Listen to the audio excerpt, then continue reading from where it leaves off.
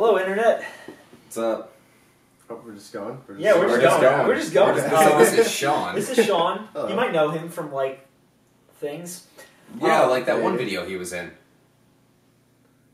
It's March now. It's March. It's March 4th. That means it's Nazi Day. Slusho. March 4th. Slusho. It's time. It's time to review a movie. It is. It's time to review a movie about Cloverfield. Can you tell he's excited for this one? I've been waiting so long. It's been 8 years. It's been 8 long years. So, today we watched Cloverfield, or rewatched Cloverfield, in honor of next week being the release of 10 Cloverfield Lane, which is a Cloverfield anthology sequel spin-off. Who the fuck knows? Yeah, they're doing the same thing with the viral marketing and the vagueness and the greatness. So, Cloverfield is a movie from 2008 directed by Matt Reeves, starring several names, some of whom you might know as Lizzie Kaplan and T.J. Miller, and... Anyway, it's about a giant monster attacking New York. Well, he's not attacking, he just got lost and he's... It's about a giant monster getting lost in New York. Home Alone 3, Lost in New York. Cloverfield, what made that movie so unique, aside from the fact that it did kickstart the whole found footage craze that is cancer to movies now. And it really was one of the only movies that did found footage well. Like, yeah, I disagree with that. Of the modern genre? Oh, modern, okay. Well, of the past 10 years, fine. Yeah. But the horrible found footage trend that you see in cinema now was started when Cloverfield was a success. So, I mean, if you hate the found footage genre, sorry. Blame Cloverfield, but also don't, because it's really good. So what made the movie really unique, ultimately, was the fact that it was a story that was told primarily through viral marketing, in which it expanded on the lore of the universe outside of the movie itself, all on the internet through different websites and, like, certain articles, audio clips. A lot of cryptic marketing that really added to the backstory of the movie, where you don't need to be part of the viral marketing to see the film and understand it, but it enriches the film for you if you have been a part of it. And the new one's doing that too, so I felt it was necessary to just talk about it a little bit. I'm going to go to you guys first, because I want to know what you thought of it before I give my long-winded thoughts. We start with acting?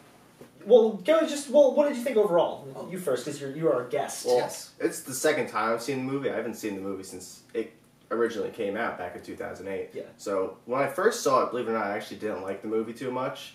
I wasn't really a fan of the whole first-person perspective, all that. But seeing it again, I actually... Like you were just talking about before, I can't think of any other movies who've done it right. I really think this movie did do it right. I think I agree. So, yep. Now, actually, for me, I didn't like horror movies until I saw Cloverfield.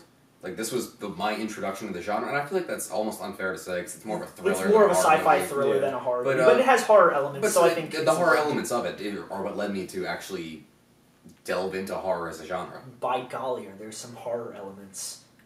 So yeah, I was introduced to this movie when the trailer originally dropped before Transformers back in 2007. You were like obsessed with it. I was very immersed in the viral marketing. There was always something on Cloverfield on your computer. I was very immersed in the viral marketing. I'm not even going to lie about it. It was really intriguing.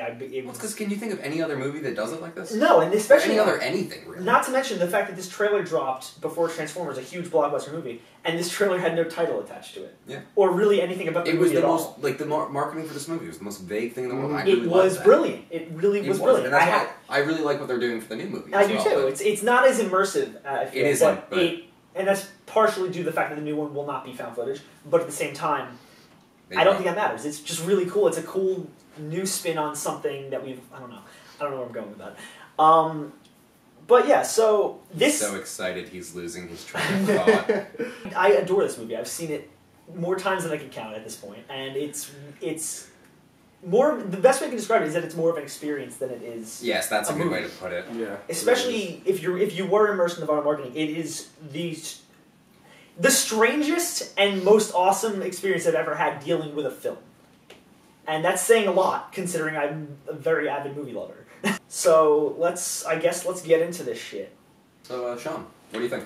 The acting, I actually really enjoyed the acting. They did a really good job of really just acting like they were normal people in like a horror situation like that. No, I agree with that. Like, no one really like overacted. Personally, I actually didn't like HUD that much. Yeah. Because I feel like he would kind of leave what I was just talking about and act more like an actor than a real person. But you guys were talking about before, like how he was just supposed to be like the annoying friend who wouldn't shut up, stuff like that, which he did do well. And he was the comic relief. But He was, he was the comic relief. But there are times that I understand what you're saying where all he is the comic relief rather than the real I person. personally thought he would have been a little better if he was a little more serious. No, I can agree with that. I don't know. He has moments, but it oftentimes gets a little too drowned in. But again, some of his lines were just so brilliant. I would also chalk that up more to the writing than the actual acting, because I think that T.J. Miller might have just been doing what he was working with what he was given. But I don't know. I wasn't on set, obviously. So the whole movie, I just have this image in my mind when he's just talking to everyone in this horrific scenario, and he's just the camera in their face the entire time talking to them. Yeah. Which I really like, because that can actually be seen as a defense mechanism. Oh, I guess, yeah, that's true. Well, he says early on, he's like, people don't know Exactly, how that is a defense mechanism. That Think is a about psychologically founded idea. The psych major's getting interesting. So, was there anything else you want to say about acting-wise? I can't say. Everything else I really enjoyed. The acting was really good. Yeah, no, I'm just going to go ahead and say I think the acting was very solid. Again, some of HUD's lines might have been a bit too much, but I enjoyed it still. I've said this before about the story, is that it's not a monster movie, and I know a lot of people who say, "Oh, it's not about a giant monster." It's not about a giant monster. It's a love story with monsters, with a monster in it, and that's really strange to say, and it's really strange to hear. But it's accurate. It's a character piece. It's more centered on this group of friends and this whole love story, and how this love story takes them across a city infested with murderous little creatures in the middle of a horrible disaster, and it works better in that case than it would if it was just a monster movie, because it gives these people a goal. It gives you something to actually root for. Yeah. No, I agree with you on that entirely. I mean, you just brought up that view to me for the first time an hour and a half ago. Really? You never heard that? I'd never heard that before, but actually I really like that. Yeah, it's not really a monster movie. It's just a movie that has a monster.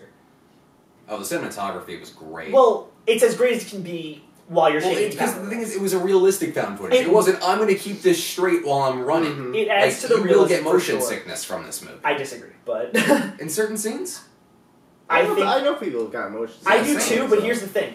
It's no worse than any other found footage movie, and I think if you have motion sickness, you shouldn't be seeing found footage movies.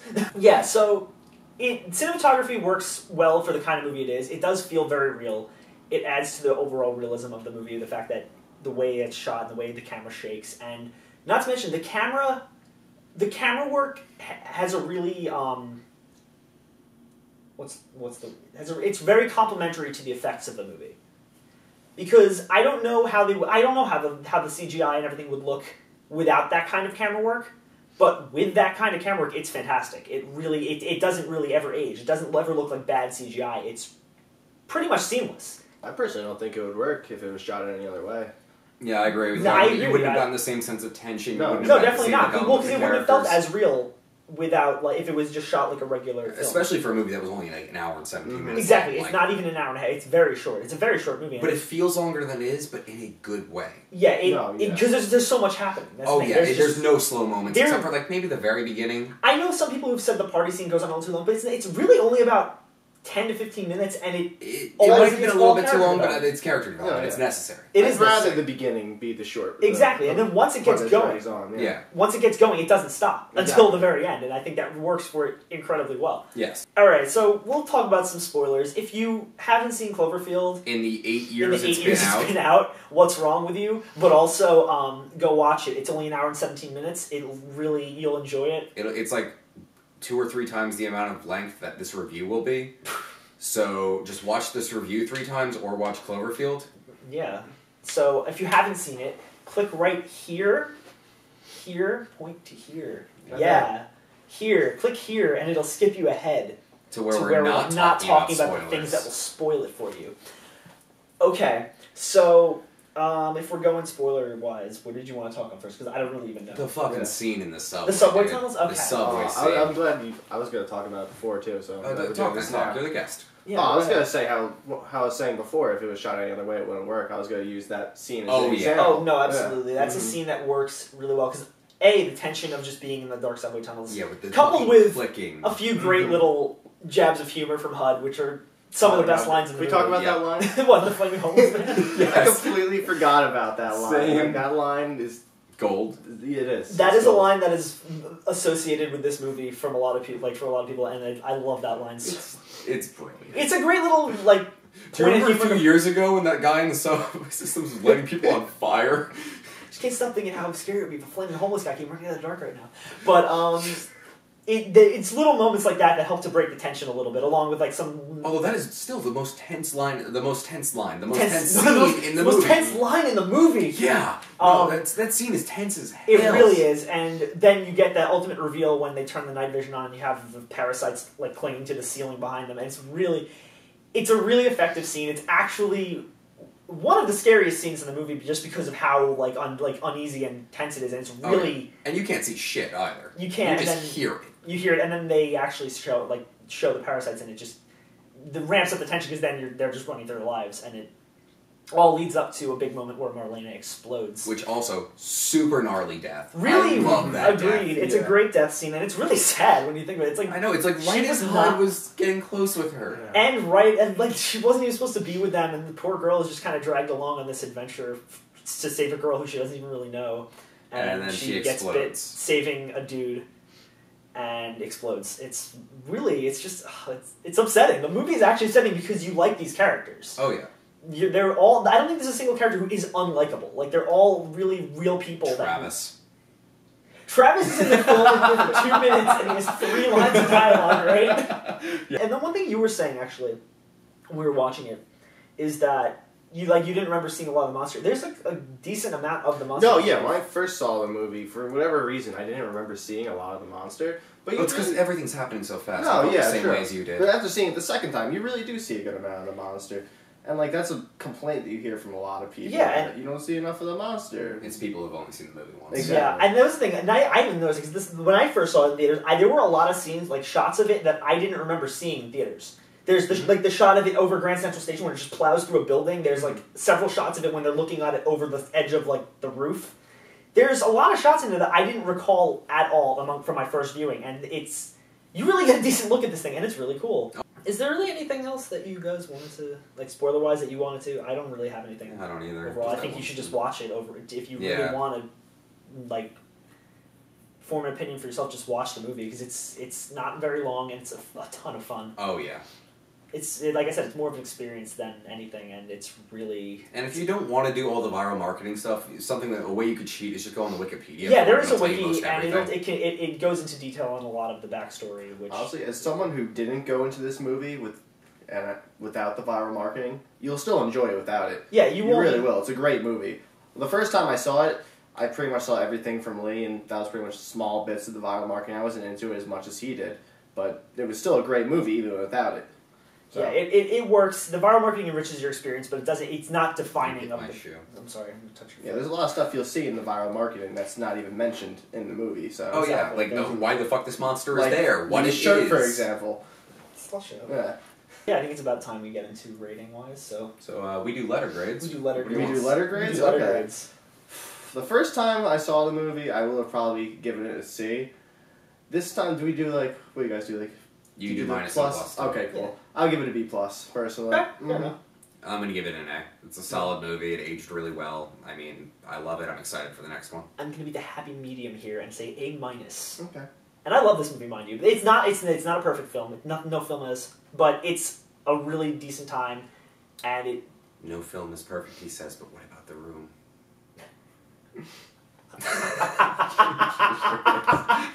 So yeah, I'm gonna say an A minus. It's a lot of fun. It's a good way if you're ever bored and you just like have some time to kill. Turn this movie on. It's a good time, especially if you haven't seen it. It's short, it's fun, and it'll fly by. There you go. Like a cheap hooker. What the fuck? Short. Cloverfield. It's like a cheap hooker. That's it. That's the video. Cut it right there. If you like what you see here, and like you enjoy our faces and you enjoy our chemistry, off, and yeah, click there and subscribe. Like, comment, subscribe. let us know if you're excited for 10 Cloverfield Lane like we are. That too. Especially him. Let us know what you thought of Cloverfield, and let us know like if you liked it or if you didn't like it, because then I'll tell you you're dumb. He will do that.